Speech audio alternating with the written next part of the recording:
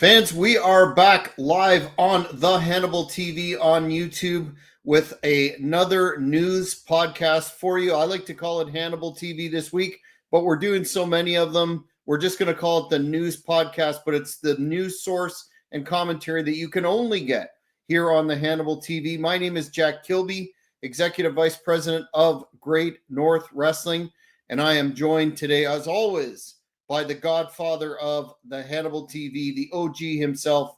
Hannibal, how are things down there in lovely summer-like weather? It was almost 30 degrees yesterday, if not 30. And I actually did not turn on the air conditioning yesterday. And it took me a while to fall asleep, so I'm just getting up. So if we're 5 minutes late, it's because I was woken up and was like, "Oh my God, I got to do this." We're Central Time here, so it's only 11:10. But and I will be heading back to Canada very soon, where I will be running into you in Canada. But the reason why we are doing more podcasts is because I have been kind of bored with the wrestling news lately. There are some good tidbits today we're going to check into, but I'd rather talk about it with someone like Jack and check in with you fans, get your opinions on stuff, than just straight read it. So going forward here on the Hannibal TV, where if you're not subscribed to the Hannibal TV, definitely subscribe, because not only do I have a Brutus Beefcake interview tomorrow, yesterday Jack had Pat Tanaka. This coming week, I'm going to be following around the fighting icons in Las Vegas.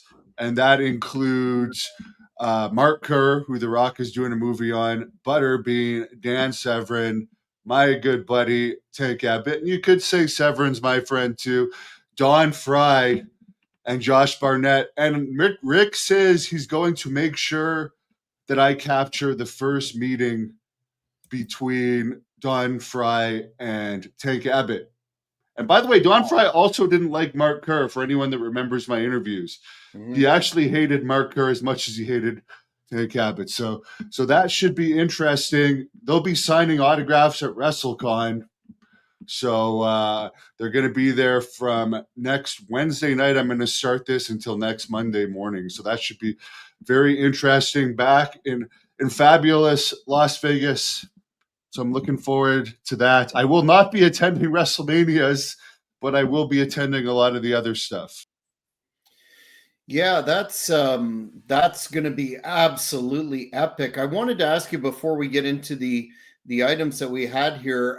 The sales for WrestleMania Night 1 and 2 are still lagging behind. They've made a little bit of a comeback according to some sources online, but they're still shaping up to be a very lackluster attendance. I shouldn't say lackluster. For WrestleMania standards, a lackluster attendance. And a lot of people are citing the build to WrestleMania along with the exorbitant ticket prices. Do you think that if this WrestleMania is one of the lesser drawing events in its history, shaping up to be behind only WrestleMania headlined by Hogan and Slaughter, do you think the corporation TKO will take another look at charging $8,000 for ringside seats? Yeah, again, the fan-friendly Triple H charging more for tickets than ever. But I think that just, to me, I understand why they're doing two nights, because they're getting money from Las Vegas. For one thing, to come Easter weekend, for the people wondering why it's Easter weekend, this is traditionally a slow weekend in Las Vegas. So not only are they charging more, they got money from Las Vegas specifically to come this weekend. And I know there's less than 40,000. One of the nights just over 40,000, the other. It says, I was at that arena recently. It says right out front, Wi-Fi for up to 65,000 people. So they're considerably under, but to me, they don't have a card worthy of two nights. And back a couple years ago, you would only have to pay less money to see a condensed one-night show of the best of the best. Now it's watered down to two nights, and you have to pay two times to watch the full thing. And to me, I mean, this is just my opinion.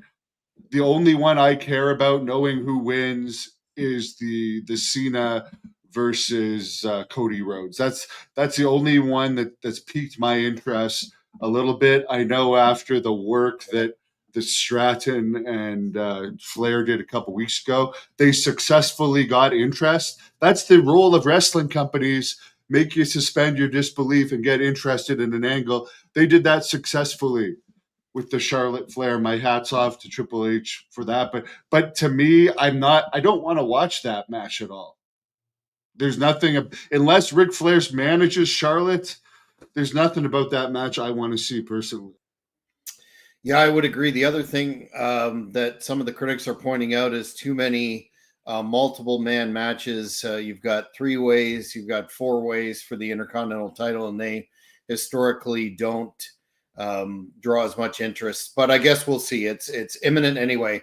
Speaking of the WWE, just a quick note to get your comments on. I know you've spoken on it briefly, but it seems to be picking up speed, and that's the criticism of the Legacy Hall of Fame inductions.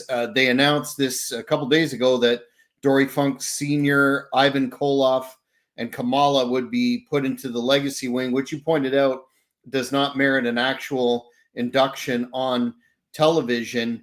And it seems to be one that's causing a lot of consternation with the fans, considering Michelle McCool's there for a full induction. And one of the fans interacting with you on a broadcast I saw pointed out that only the dead people go into the Legacy wing, but I immediately thought of Rick Rude getting a full induction by his family, and Mr. Perfect, and a few others that I can remember. What are your thoughts on this controversy? Because it seems to be picking up some steam.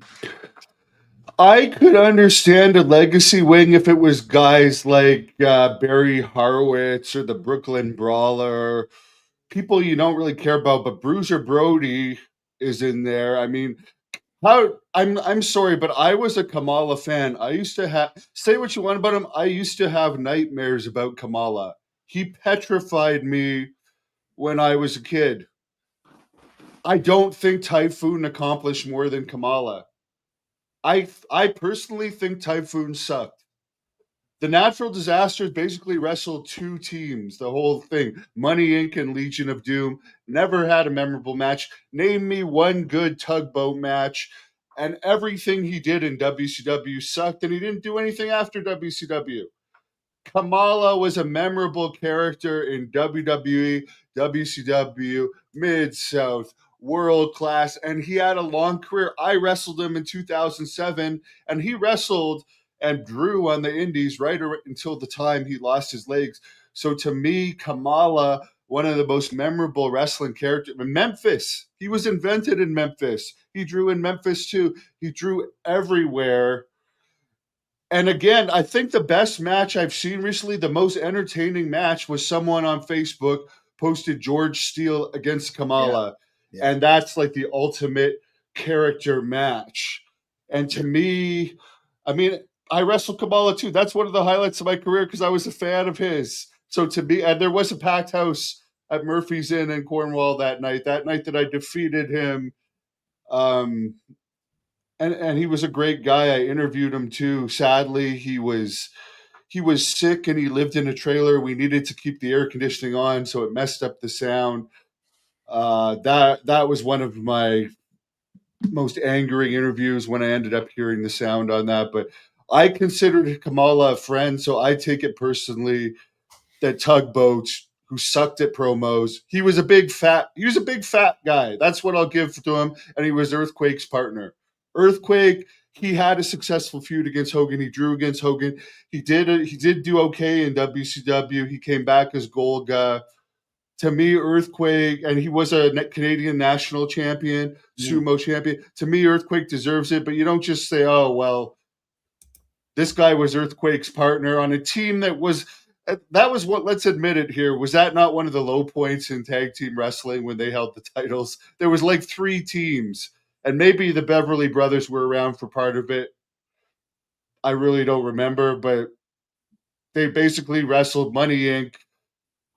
And Legion of Doom over and over and over again. And at some point they broke up, and they never even the match sucked, or the feud was so little over. They didn't even have a blow off match from their breakup. Mm-hmm. Yeah, I think you make valid points there, especially with respect to Kamala, but also Ivan Koloff, a very important figure in He pro was wrestling. over at one point in time. They were thinking of having Ivan turn on Billy Graham to turn Billy face. Billy even told me that he was Mm-hmm. over, but I think it was Shane Douglas that said he had some type of nuclear heat with Vince McMahon. But to me, Ivan, I mean, he's one of the classic characters. I get it. He's been gone for a long time, whatever, but like keep the legacy win for the Brooklyn Brawlers of the world. The guys that, okay, we acknowledge you did good, but you don't quite deserve like a real Hall of Fame shot. Don't put Bruiser Brody in there, Luna Vachon. Yeah. Like that's just saying, okay, Tugboat deserves a ceremony. You don't deserve a ceremony. To me, Luna Vachon accomplished more than Tugboat. Brody accomplished more than Tugboat. Yeah, I can't say that I see that changing though, because let's face it, it's a political entity, and it went from Vince making all the calls to Triple H, who didn't know, as you pointed out, that he's not being. That was a complete. Yeah, I mean, here's the thing that people, again, they'll say wrestling's a work, but oh, it was real. The Charlotte Flair thing, that was real. Oh, and when when Triple H goes on Jimmy Kimmel, and the headline is Triple H did not know he was going in the Hall of Fame, that's real. Triple H is in charge, and I'm not saying he's not deserving of it, but he's in charge of the whole Hall of Fame. So you people are believing that he had no idea he was the head in the whole planning of the Hall of Fame. Nobody told him, by the way, you're going to be the headliner of the Hall of Fame this year. I don't know. I don't believe that for a second. And I don't care. But for the people that just buy it hook, line, and sinker, I mean, yes, there is still kayfabe in wrestling, folks. Yeah, speaking of future Hall of Famers, most likely it was announced, I guess, in the Observer this week that Chris Jericho is taking time off from AEW, and originally this is for a tour for Fozzy, but he did have Wednesdays off, and he was supposed to work Wednesdays for AEW, but now, according to Dave Meltzer, he felt that it was time to take a break. There's no immediate time frame for a return, and Meltzer is saying if it was up to him, he would encourage him to make a triumphant return back to WWE and have that one last great run, setting up a Hall of Fame induction. I think if he's going to go back, the time is now. And no disrespect to Jericho, but he's clearly lost a few steps the past few years, and this would be the time to pull the trigger. I think contractually he's locked up for a while, but as we've shown with people like William Regal, that can be a fluid situation. Your thoughts on that, Hannibal, about him returning to WWE? Kempicher is not in the Hall of Fame for the guy asking. The interesting thing, Jericho, yeah, I mean, he's been a staple of AEW, and even though he's one of the highest paid guys there, yes, he's taking time off now. He's going to be one of those guys getting paid to do nothing, one of the many. He was actually working for his money, whereas a lot of the people in his pay category don't do all the shows or anywhere near as many of him. I agree with Meltzer, and I said this before. He When he first went to AEW, it was good timing. AEW was hot. He was defecting. He wasn't as stale as he is now. Now he's stale to the point that AEW isn't even going to Winnipeg this year. And last year, I don't even think they had 7,000 in a 20,000 seat building in Winnipeg, which I believe was the only television wrestling taping in Winnipeg last year. And whereas the previous year, it was almost full. And then they go to this year, they're not even going to Kenny Omega, Don Callis. Winnipeg is like one of their Canadian bases, and they're not even going. In fact, I don't think either AEW or WWE have any upcoming dates in Canada for whatever reason, other than if you want to say TNA, which is technically a Canadian company because they're part of them is based here.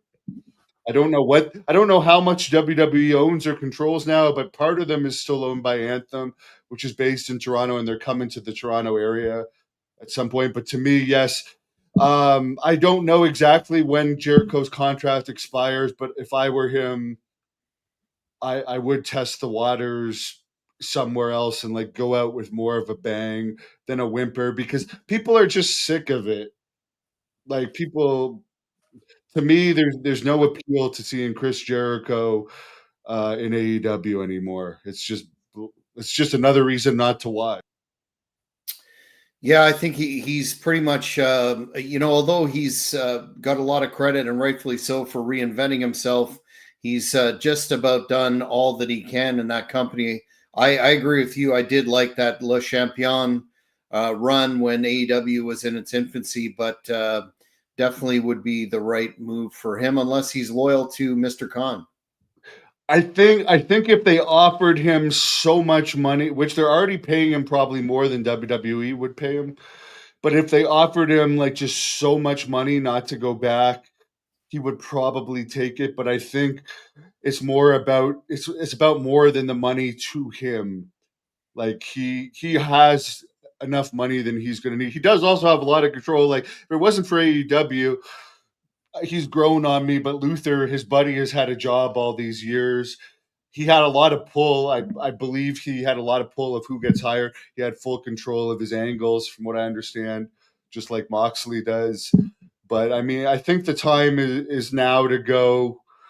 um, I don't think AEW by the way, they have like 20 titles. None of them are really over. It came out in the news. The first thing I wake up this morning, Tony Khan is introducing a pure women's title. So I don't think the solution of adding yet another belt that's not going to be over to this other brand of AEW's is going to help them get over anymore either. But I'm glad they're around. At least it's getting everyone's pay up. The lucky people that are involved in any of those two companies, they're making more money than ever. But I will say this: this is 100%. Wrestling is not as popular right now than it was a year ago. It's not. You cannot say Cody Rhodes' reign is more popular than Roman Reigns. It is not more popular now than a year ago. It's actually on a downward trend at this point. I'm feeling that myself, but like I can tell I've got the vibe of the wrestling world. They got to do something. Both companies have to do something to turn up the heat because this WrestleMania, what the hell was the point of having The Rock at Elimination Chamber? Like, what the hell was the point of that? Other than for something good for Toronto, then he just disappears again after. And so far, we're what days away from WrestleMania, and there's no news of The Rock. But they still want people to pay 10,000 a ticket. I don't know. To me, you gotta have Brock Lesnar one night and The Rock one night at least. And Lesnar, as you said, is saying he's retired now, but he is still under contract apparently. Hello, Isbin. Yeah, I before we leave the new women's title story, Tony Khan announced that last night in following Collision that he's introducing a third women's title. ROH now has 8 titles. I couldn't even begin to name them all or who All has I them. know is Jericho had one of the titles at one point that he just lost to somebody. I don't know who he lost to, but the only one that is semi over is the main one. So don't dilute it. Why is today in wrestling? Let's just keep adding more. Let's just build on what we have and make what we have better. That's my opinion. Yeah, and Tony is in love with tournaments because he announced that this will be the new Pure, and I guess Pure has specific rules that kind of escaped me, but something to do with closed fists and that sort of stuff. But Well, it will be. closed fist, is that not supposed to be a rule? Or like the referees are always supposed to enforce the closed fist. But yeah, when you get into titles with specific rules, I mean, it just gets so complicated. And I don't know. It turns me off. But God bless these people that are making the money. I'll happily take one of those contracts, and I'd be over. I'm saying this, and it's the honest to God truth. I would be one of the more over people in AEW, legit. I'll happily take one of those contracts, but I'm not a fan of the current product. There's certain people that I like in there, and I am jealous that I don't have one of those contracts. But to me, I'm just there's nothing making me want to watch at this point. I can't. The last thing I really enjoyed of AEW was when the Hardys reunited. It was that long ago, and that ended up being a flop. They've done more in TNA than they did in AEW. So, Tony, if you're listening, you need to introduce an ROH hardcore title and or brass knucks title or something along those lines. And Hannibal's your man. But what I find interesting about Tony as well is he's in love with tournaments. This one is going to be decided at Supercard of Honor on May the 2nd in Atlantic City. He just loves booking tournaments, and they don't.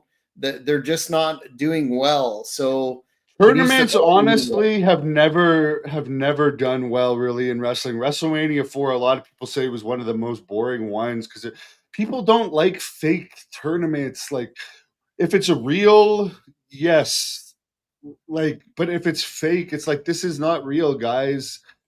Like it's not. It's just the booker deciding who's going to win. So who cares? And Isbin, yes, you're mentioning. The big match against Super Crazy. Ric Flair is also going to be on that card. You are correct. He is appearing Philadelphia May 3rd. I'm looking forward to it.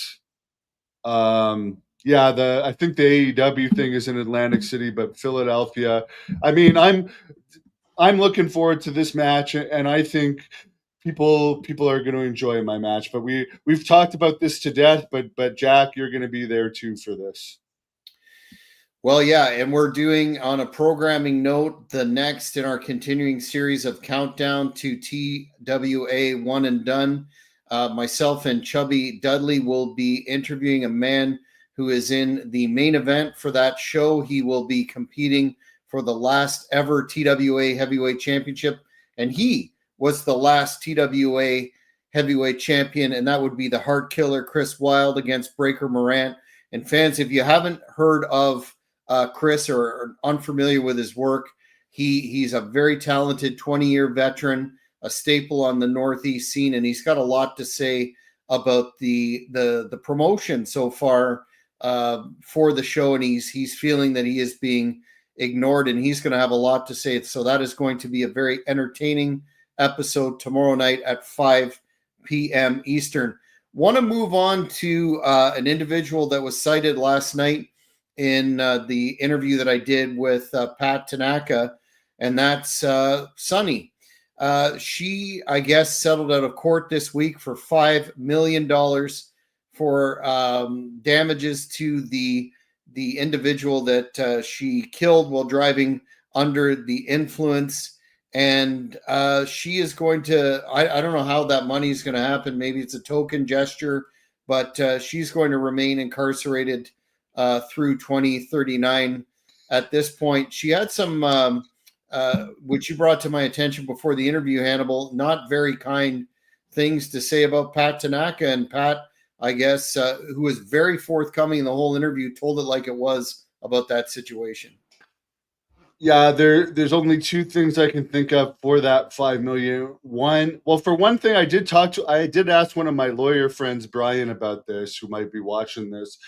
He said a $5 million car insurance is unusual, depending on what type of car he had.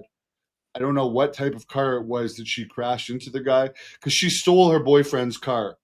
She was not supposed to be driving due to her whole series of suspended licenses. it's the whole situation is sad, and I feel bad for her and the person because addiction is horrible. But she was not even supposed to be driving, so I can only imagine that this guy whose car she stole had some type of insurance policy, and that insurance policy settled it. And maybe future, I don't know what kind of a legends deal she has or royalties deal. I don't know, but it's a mystery to me how she settled. But it is a settlement, and there's not usually a settlement unless there's some proof of the money being up there. So I can imagine the money is either from insurance or some type of payment plan. But she's going to be in jail till 2039. So Jack, maybe you better uh, head over to New Jersey and get an interview with her. Yeah, I think I'll probably pass on that one. I think her story's been well documented. But what did you think of Pat Tanaka's response to the kind of out of the blue comment she made about him a couple of years ago, where she said that he stole Chris Candido's car and stole money, etc. And then Then Pat she had his sells it. response. Well, then she does the same thing. Yeah.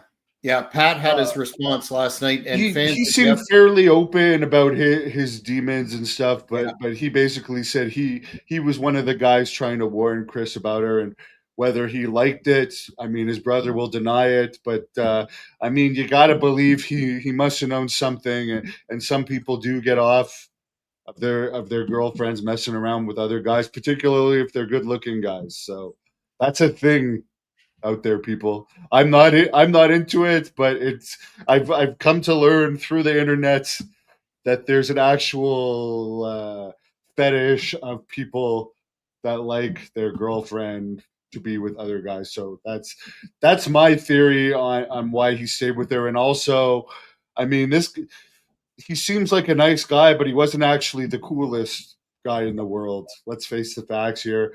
That's probably the hottest girl he was ever going to get. And she is famous. At one point, when she was maybe 1996, Sonny, maybe it's worth having her bang around on you just to say it's your girlfriend. Honestly, maybe I would have put up with it at 96. Maybe I would have because she was at that level. But in the later year, like by the time I saw her in person in 2008,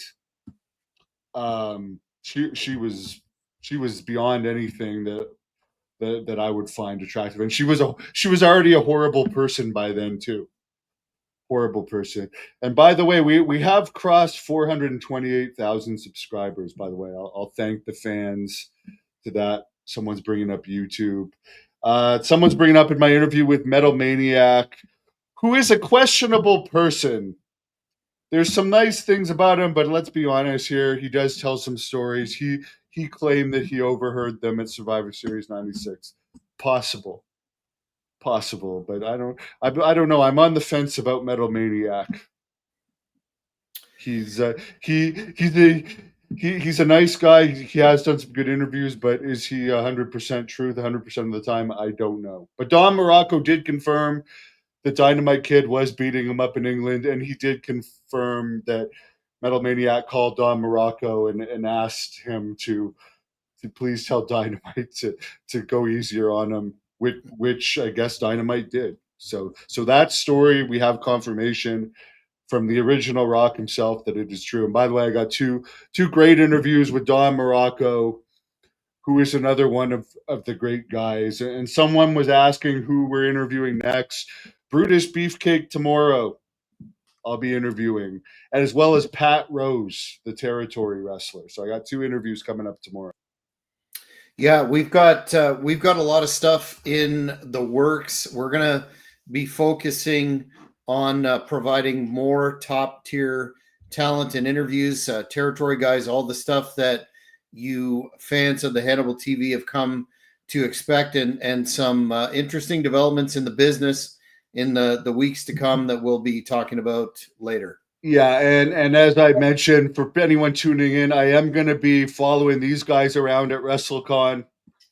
So I'll be doing these. Marty's already checked in with me. It says, "Hey, make sure you find me, do an interview with me while you're there," and we will be getting some interviews. at the TWA One and Done. May 3rd in Philly. There is 3 shows at ECW Arena in Philly. It's the May 3rd show that we're going to be at, and that one is by far going to be the best. And I'm not just saying that. Looking at the cards on all 3, and as far as what's going to be the most historic, be there for the May 3rd. That's my honest opinion. Yeah, 100%. The controversy, if you want to call it that, around who's going to introduct, induct Lex Luger to the Hall of Fame has been settled, and it's not going to be Sting, as there was such a demand for, if you will. It's going to be Diamond Dallas Page, who Luger credits with improving his quality of life. I guess the heat between the organizations, or at least Tony Khan and WWE, is somewhat legitimate, because I guess they didn't even really have discussions about it, and Tony certainly didn't offer up Sting for that. Notwithstanding, the issues with Luger that you've highlighted in the past. Do you think this was the wrong move by AEW to not be gracious and say yes, his best friend for 40x years could be made available? From my understanding, it's unknown whether Sting even asked. Like it came out that Luger asked Sting, but it was never confirmed or denied whether Sting. I honestly believe this. Here's my honest opinion of it: that Sting didn't ask Tony Khan because he's getting a ton of money, and why give WWE? It's just a TV show in the end, the Hall of Fame. It doesn't really mean anything. All it is a TV show. It would get people talking about WWE if Sting appeared as an AEW guy in WWE. So it wouldn't be good for AEW's business. And Sting not appearing, I think it's going to fizzle out pretty quick. People are going to forget about the whole Hall of Fame thing pretty quick because the ceremonies are usually pretty boring. So I think Sting made the right call there by probably not even asking Tony Khan. And if I was Tony Khan, I would say no too. Why give the competition who like is actually coming, who is putting on shows? They're doing a Saturday night main event the same day as All In, so All In got moved up to the afternoon. They recently did a house show the same night as a pay-per-view in Orlando. Like, this is not a friendly game, so why be friendly? And why make the Hall of Fame? Really, to me, I'm not even going to watch the Hall of Fame. There's nothing interesting about the Hall of Fame this year. Maybe I would have watched if Sting was there. So I agree. If he did ask Tony Khan and Tony Khan said no, I agree with it. But I think if Sting had really wanted to do it, Sting will do whatever he really wants because he's a multi-millionaire. He'll do whatever he wants, and he could have convinced Tony Khan. I don't. I think Sting realizes that this is a wrestling war, and why help out the enemy? It's not like WWE did anything but bring Sting in to do jobs. Yeah. So why should he have any? Why should he want to help WWE? Yeah, very, very good points. One of the anticipated jumps from AEW to WWE debuted on Friday on SmackDown, and that was the Luchador Rey Fenix. He got a great reaction, according to Meltzer, although not at the level of Penta when he did. He actually cut a promo at the end of the match after he picked up the win and said he's waited his whole life to say, "I am WWE and Amino." I guess I'm pronouncing that terribly, but it's, according to Dave, going to be a very important catchphrase for him. Again, a good reaction, but not Penta level. Do you see him making a difference at all in that roster, or reteaming with Penta down the line? I met him before at PCW Ultra, nice guy, but I didn't think any of these guys from the Penta to the, who's the other guy that's holding a title now that I forget his name already. The In which company? Penta, Phoenix, and the other guy that got released with him. Uh, Oh, there was another third guy that AEW was not you. These are all guys that were just sitting out in AEW. Yeah, they got some, but I forgot. I don't even remember the guy's name. It was another guy that was being held hostage by AEW. But it's like they haven't really budged ratings. They got some talk about Oh, like Ricky Saints. yeah, That's Ricky who you mean. Saints. I mean, yeah, Sorry. they Yeah. gave him a title, but have ratings really been up or down one way or another? No. So it's like these are just mid card guys that you weren't doing anything with. That really, even Paige. I mean, Paige will probably when she jumps over to wherever she's going to jump, some people are going to be like, "Oh wow, Paige is now back with WWE." But it's like, other than the initial, okay, and the more it happens, the less people will care because these guys have just been sitting out. I guess Miro has re-signed too. To me, Miro was publicly humiliated. How could anyone as a man have any respect for me? Anyone that's a man that considers himself somewhat of a man have any respect for Miro after allowing his girlfriend to make? Speaking of people like Chris Candido, he allowed, even work or not. I mean, these guys are all on the road together. He allowed someone to kiss his wife while standing on top of him. To me, like I lost all respect for him as a man for that. So it's not like he'll come back, he'll get some type of a pop, but it's like to me, that's all I can remember him for. The guy that let his wife make out with someone on top of him. Then the wife ended up divorcing him. Now she's back with him. There was some rumors she dated Priest in between. Who knows? But I don't think any of these guys are going to do anything to move numbers one way or another. Some of them may have some success, but to me, Ricky Starks is not the next Steve Austin. Phoenix is not the next Steve Austin. Penta is a good, solid hand, but he's not the next Steve Austin. They're some of them are good hands. I'll agree that all of them were just money down the drain in AEW. They were not being used. They were being paid to do nothing. So they're doing more, which is probably better for their mental health too. So congratulations to all of them. I understand Rusev was making over $1 million in AEW according to Meltzer, and they stopped his push because he was being difficult as far as he didn't want. For some reason, some people in WWE they do jobs all the time, but in AEW I understand this happened with Andrade too. He didn't want to do jobs in AEW, so there was issues. And then they end up jumping back, and then Andrade's done nothing but job in WWE. So again, Rusev didn't want a job in AEW. He sat at home, collected his money, even went back to Bulgaria for a while. But is he going to come back and have a CM Punk like return? No, because he has no buzz about him.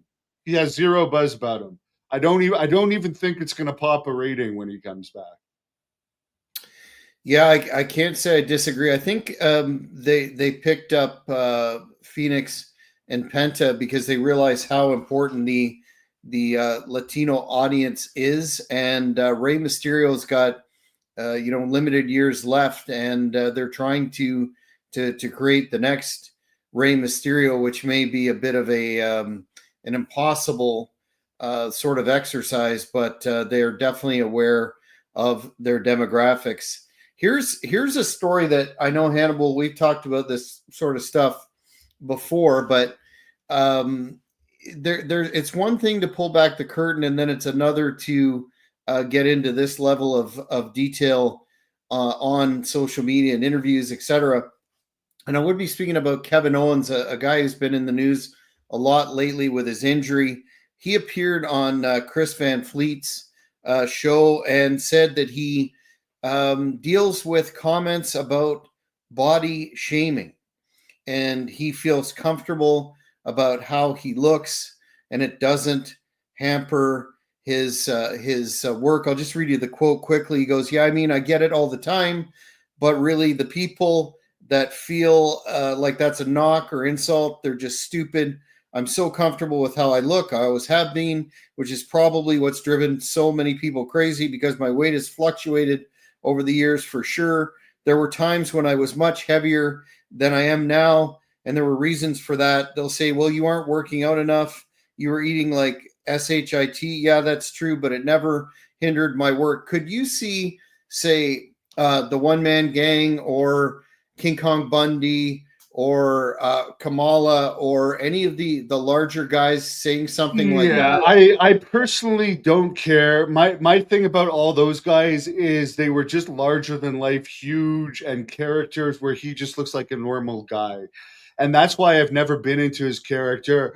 The and again, I anyone that knows me knows I have nothing against him. I'm not like a Vince Russo or an Eric Bischoff that don't like Meltzer. I respect him.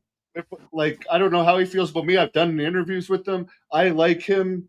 I would not be his type of wrestler, but the work rate of the super kicks and the spot fest, I don't like that. So a guy that looks like a normal person doing that, I just have no interest in. And I don't care what he says, and I didn't even hear about that because I just don't care. But let's have some fun here. Here's a fat guy that was larger than life. A fat guy that was larger than life.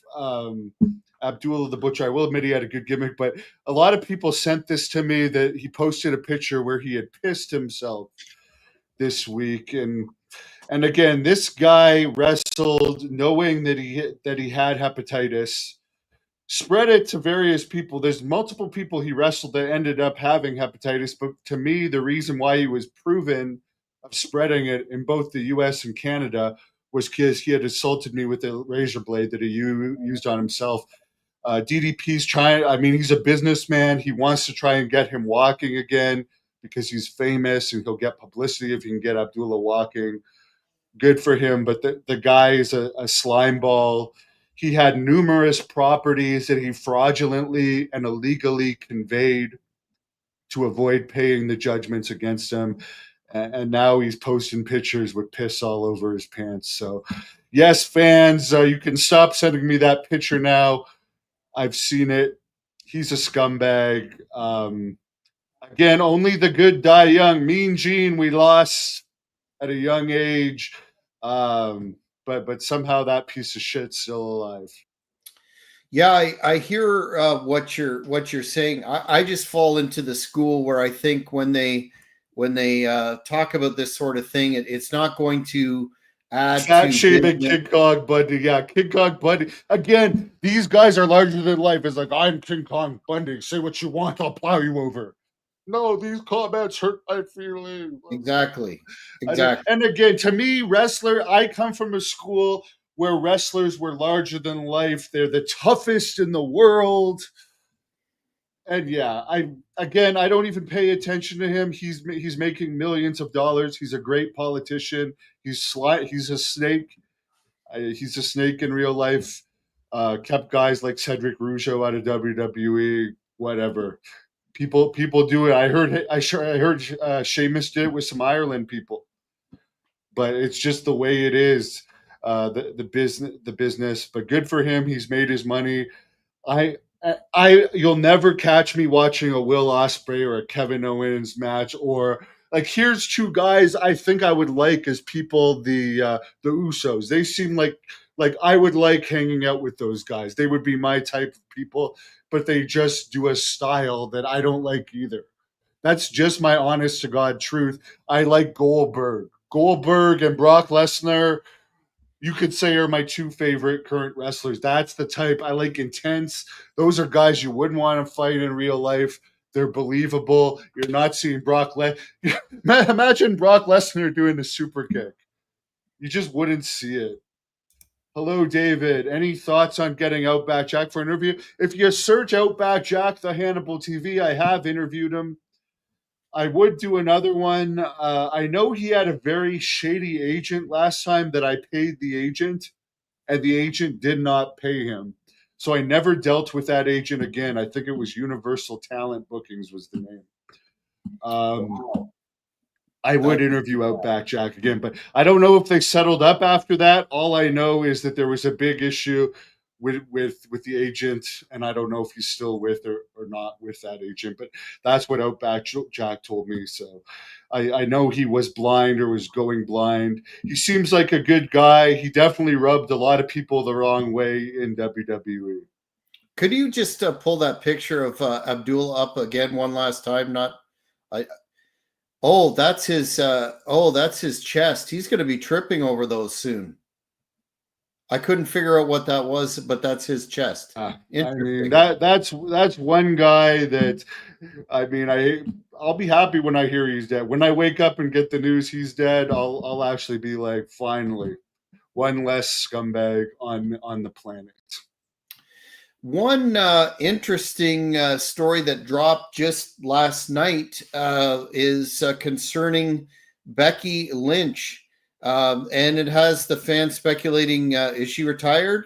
She announced that and pay careful attention to the wording, that she's not wrestling anymore. She was at an event called the Ultimate Improv Show where she was talking about WrestleMania season. And she said, despite it being WrestleMania, she's not wrestling anymore. And the quote is, "It's WrestleMania season, isn't it now? I'm not wrestling anymore. Maybe one day, but not now. Thank you very much, but my husband is." She can't be hanging it up for good, do you think? No, I mean she. I didn't they just have a kid or something, or they're trying to have a kid.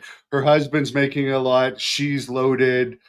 She could get a lot of. If I was AEW, I would try and get her. I would dump another 50 or 60 of their dead weight, because they got a lot of dead weight in that company, and I would hire Lynch, because that's someone that would give them some buzz. I don't know long term if would do much, but um, I mean Mercedes. I would say, even though she really didn't, things have gone down with Mercedes, but Mercedes is still one of the ones that people talk about all the time. So I guess you could say, despite her being overpaid, she's talked about all the time. So I don't, and she, one thing I think they really wasted, I don't know what you think about this. Why didn't they ever have a Mercedes versus Paige match? Like, those were the two most famous girls in AEW, and they just never had that match.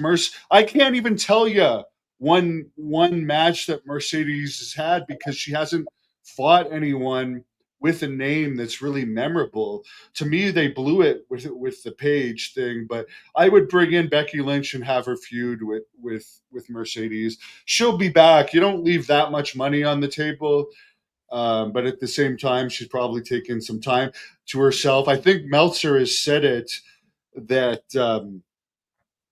like, she wouldn't necessarily be the top woman in WWE right now, so this might be a good time for her to take a step back.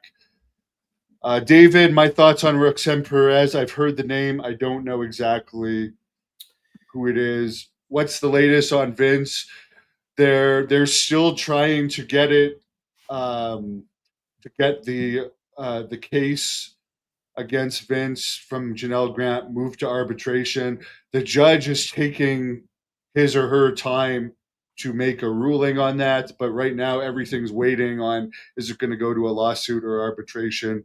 The other latest is there's been some talk he might be involved in the Saudi Arabia boxing company, and they may actually give him this role because no one's going to care what he's ever been accused of in Saudi Arabia, and it will prevent him from opening a competitive wrestling company. But things are still pretty much up in the air with Vince. And Maurice is doing great. There's a collaboration with this channel and Cheap Heat that's only going to be more and more in the coming weeks. Actually, we all like the Irish here. I actually had a Guinness when I was in Las Vegas at the pool the other week, Nice. even though I was supposed to be in training. Nice. Well, Uh, Guinness is good for you, it says. exactly. I was told by a Brit that apparently it's good for you, and if you're only going to have one, it's nice and full bodied. So I was thinking of Maurice when I had that. And all we do have a contingent of fans from Ireland, but we're actually by far the most popular in the United States: New York, LA, Dallas. Those are three of our main cities. Maurice is a very busy man. He's a public servant, but we're going to be expanding our partnership with Cheap Heat, and all I've got to say to the fans is keep tuned, subscribe, and you're going to like what you see. But our last story of this particular broadcast is an interesting one because it appears that Cody Rhodes isn't the only talent that has some perks, and it was disclosed by Gunther himself that as part of his new contract, he was given a tour bus and a separate locker room at every show. Hannibal, I immediately thought about asking you about this. Is that still a situation where you hear about in the 80s when Warrior had his own locker room? Hogan Yeah. had that there was a heat But situation there. well, now I think that a lot of them have buses. We know Cody Rhodes has a bus, CM Punk, a lot of the bigger stars have buses. But to me, would Gunther even draw 500 fans to an indie show? Would he, honestly, would Gunther draw 500 fans to an indie show? I honestly don't think he would. And good for him that he's getting the money and all those perks. But like, say what you want about the Warrior and Hogan, they were stars that deserved that type of treatment. Now I think there's more separation in the levels of talent behind the scene than ever, and more quote unquote divas than ever. I mean, how long has Gunther even been in WWE? To me, he's got a chop. He's got a decent chop. He's skinny. Um, he's not horrible or anything, but to me, it's just like he's blah. Like it's just to me, he's like a mid card guy. It's just like, man, they're spoiled these days if Gunther has Yeah. his own bus and private dressing room. Because this guy, you put him on an indie show, you'd be lucky to get 500. The Warrior on an indie show in his prime, he would get thousands. Hogan on an indie show in his prime, he would get thousands. But the guys today in AEW is a good example because they average under 2,000 paid, and they have all these guys. It's like I don't know. To me, they're more divas than ever. They're not like real men. Like in the old days, like imagine Rick Rude. Rick Rude to me was a bigger star than Gunther ever was. Rick Rude seems like the kind of guy that'd be like, you know what, I'm going to change with everyone else. It's just Mhm. I don't like the separation in the back, and there's so much diva-ish behavior in the back these days.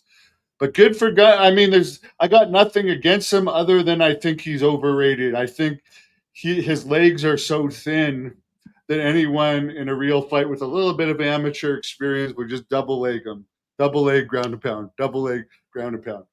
That's all I think about when I see a guy with skinny legs like.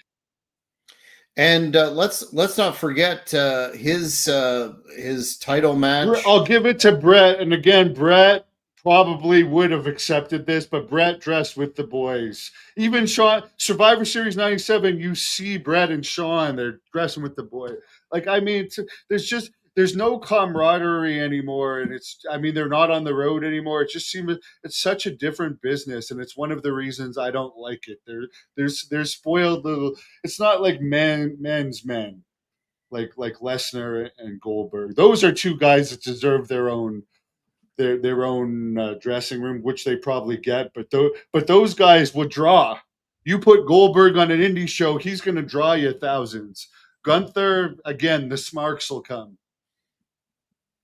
Yeah, and if you look at that match of his against Uso in WrestleMania, the title match, the mid card title, et cetera, that nobody seems to be talking about that one, and that's got to be equal blame on both sides there. Have you heard anybody excited To about that me, one? I know Saudi Arabia pays them a lot, but when you had the title versus title match with the two champions and Cody wins clean, it's like to me that's like as clear as day. This other belt is meaningless. Why would people already looked at it as a secondary belt, but then it's like okay, so now what is that the third belt? Because you got Cody Rhodes belt number one, then there's the ultimate Saudi Arabia belt, that's supposedly the most expensive title ever in a museum somewhere in Saudi Arabia. Cody also won that one. You got to say that's number two. Then Gunther probably. I mean, I don't even know who the Intercontinental Champion is these days, Braun but to me, Breaker. Braun Breaker, yeah, to me, Braun Breaker is more of a star than Gunther, just in Mhm, my opinion, and has more potential than Gunther. mhm. Well, it certainly they suffer from, I guess, the same sort of thing that AEW ROH does on a lesser level. But I agree with you 100%. Enough with all the belts already. It just creates lesser interest, except if you were talking about the $1 million championship. That was cool. The only reason for that second title, from what I understand, is both networks wanted to say they had a world champion. So again, wrestling is more corporate than ever, and that's just another corporate reason. And again, talking about it with you, I mean, to me, there's not even anything that made me want to write down the news this week. So thanks for doing this with me. I know the fans like David. And David, I would like to interview David Sammartino for sure. Hook me up. I know I tried a few years ago and he wanted an outlandish price. I guess whatever. I don't know if he had an inheritance or what, but he wanted like a massive, massive price for an interview. So that's why it hasn't happened yet. But maybe I'll check in with him again as time goes on, because that was about 3 or 4 years ago.